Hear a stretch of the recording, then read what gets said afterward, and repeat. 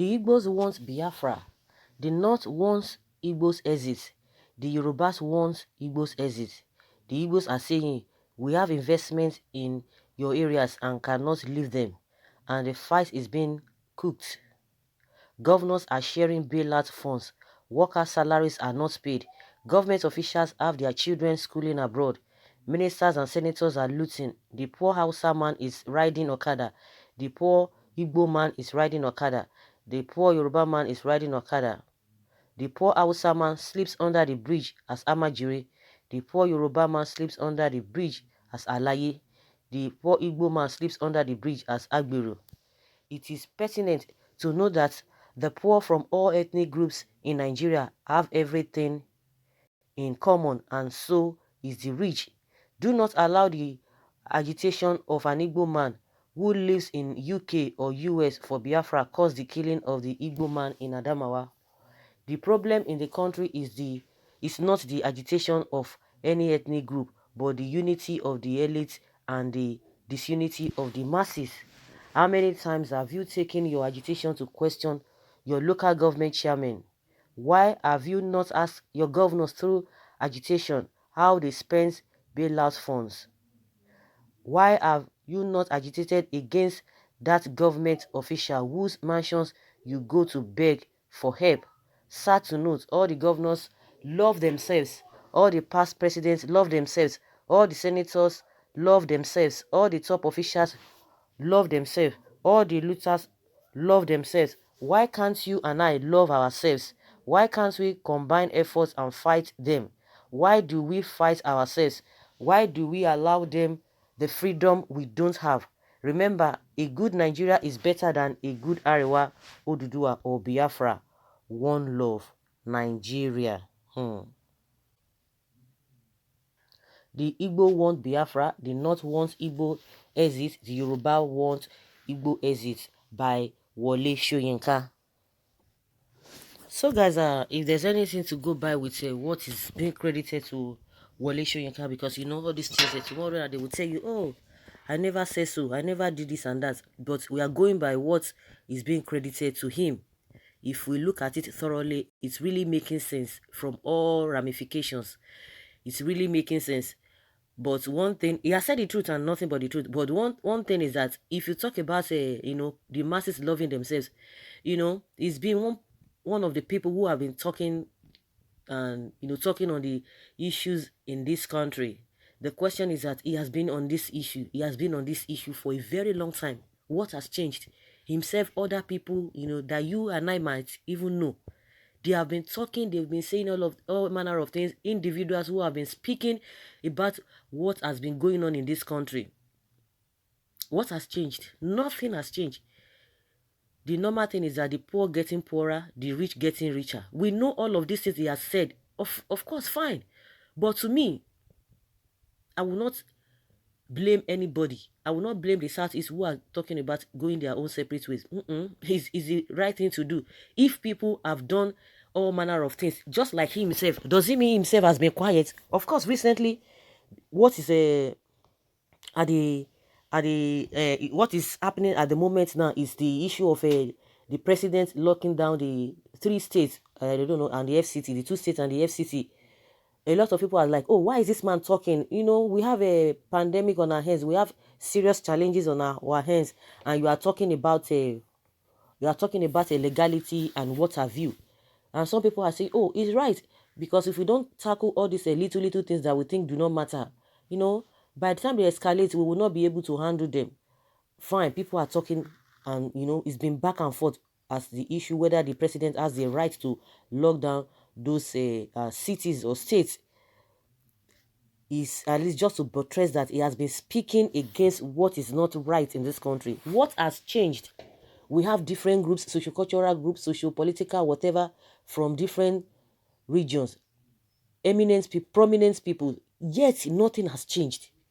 If you are doing something over and over again, that doesn't mean that people have not been talking. That does not mean the masses have not been talking. Of course, to a very large extent, because these so-called politicians or leaders, they love themselves. As he has explained, they love themselves when it comes to what they gain together, because they always say permanent interest is what what matters to them, and which we always know. That is why you see them jumping ship from places to places. That doesn't mean people have not been talking. People are tired. You cannot be doing one thing over and over again and you expect different results. That is what is happening. Are we just going to be talking? You two, you are talking. As a prominent person, you have been talking. People know what you have been contributing in one way or the other, opposing what is right or what is wrong. So at the end of the day, if nothing has changed, then you expect people not to take the other way around. And that is what these people are talking about. That is what they are talking about. If people have talked about, okay, let's be together, let's do this thing, okay, and we are seeing a lot of things that are very wrong, and yet the so-called leaders are not changing. They are not making any amends to all of this. Then you expect people to continue just to stop talking. The poor will continue to get poorer, the rich will continue to get richer. It doesn't work that way. You have to devise other means to get what you want, the desired result you want. That is just my opinion. So whether the Southeast are looking for a way of getting their own country is not a bad idea at all. Of course, I don't know whether they've listened. I don't know when he made this statement or this assertion or submission. The Shehu man, the Mohammed Shehu, I think that's what I can remember. He has a middle name. He talked about that the only solution, that the only solution is for us to have our different nations. Then we'll start from there. We know that people say, oh, do you think if that happens, all of these things will not happen? Yes, let us even start from there, because we have stayed long on this issue of one Nigeria, this and this and this and this and that. People have talked, and yet nothing has happened. Let us even start. Let us devise another means so that we will know where we are going to start from again. We cannot just continue like this. Like the man said, that there is no angel that will come from any of those regions. The Muhammad Shehu, I did it on I did the video and it's on my page, on YouTube. The man said a lot of things and he said nothing. There's nothing the man did not even talk about, and everything he said is the right thing. Now what is happening is just a window dressing. What is happening now is just window dressing, which will not help us. Those who are benefiting, those few ones that are benefiting from this so-called one Nigeria, they are the ones that are shouting heaven and earth, and yet they know that things are not working. But immediately they are out of the equation, that they are not part of the federal whatever, you start hearing them speaking. That is how bad it is in this country. That's how bad it is country. Like what Wole Soyinka said is what is happening. But that is what we have been going through for a very long time, and nothing has changed. You cannot continue to love yourself when things are not okay. It doesn't work that way. You can love yourself when the atmosphere is fine, where the atmosphere is clean. An atmosphere that is in disarray. You are talking of love and peace. It doesn't work that way. It doesn't work that way. To a very large extent, when you are comfortable, you can be seeing things in that direction. Okay, this is the direction. Okay, let's continue with it. Maybe with time, things will change. For how long? For how long? So, to me, if you have done something or you are doing something and it's not giving you the desired result, you change course. And that is exactly what these people are doing. Because as we speak, how many people are even speaking against the wrongdoings of this country? How many, most especially the masses that we are talking about, that they are the ones that are the receiving end? You see them too. You see them justifying, defending those who are oppressing them. So what are we talking about? Is that the same people that you want to be talking about? Oh, let us come together. They are not ready. The rest people are not ready, and the ones that are ready say, no, we can't continue like this, because they've watched it for a very long time. They didn't just wake up and say, okay, we want to start this agitation again. They've looked at everything holistically and for a very long time, and they know that this thing is not going to work. Some people with open mind, they will tell you that this thing will not work. The only solution is that let everybody have their own republic or their own nation. That is just what I can say. But let's hear what people are saying concerning what Soyinka has said. Someone says Nigeria's problem is not about the local government chairman who is not performing well, or the senators representing, or the governors not living up to its task. Nigeria's problem is religious and tribal problem, which cannot be addressed by anyone in this country, except Nigeria is divided and everyone on his own.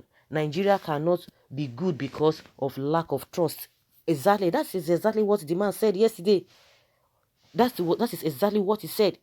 Someone said, don't allow them to fool you. This write-up is from the Fulanis. Soyinka, I know, can never write this nonsense. The fear of Biafra what will kill all the Fulanis. The Yorubas are talking about it to the Ududua, and the Igbos are talking about Biafra. The South are talking about South region. Tell me what the Fulanis are talking. They are talking about one Nigeria. They know they cannot survive without other region. That's what somebody is saying. Just like I said, because you can come and say, oh, I didn't say so, and all of that. But whichever way, if we go by what we are hearing that he said, he can come and debunk it. But whosoever that is saying it is inconsequential. But the truth of the matter is that what is obtainable, what is reality, that is what we are talking about, because we know that a lot of people are, on this position of what is being credited to Wole Soyinka, that he said, trying to quote all of those things out. Some people are of that opinion that everybody should work together. Work together for how long? It doesn't make sense. Someone says,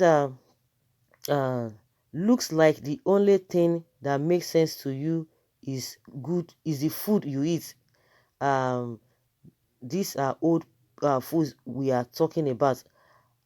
I strongly doubt if this man made such statements, especially now that our country is facing the the coronavirus pandemic. Is this his own contribution of financial assistance this period in comparison to billions donated by other notable Nigerians to fight this problem?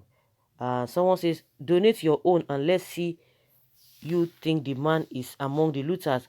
My brother, don't bother yourself pondering over this trash written by those people. It's not tuned with happenings in Nigeria. Professor, you have spoken well. It is not easy to educate the unlettered ones. Why is it that you know all these things and you have not started the process for us to follow? So guys, let us hear your opinion, different dimension, different opinions, and what have you, different submissions here and there. But what we know is that a lot of people are on the side of, what the IPOB or the Biafrans are doing, they don't like it. And they will come from any angle to just try to portray or to try to sell it to the people. But one thing is that it's unfortunate that the whole thing is just complicated. But let's hear your own opinion. Leave your comments below in the comment section.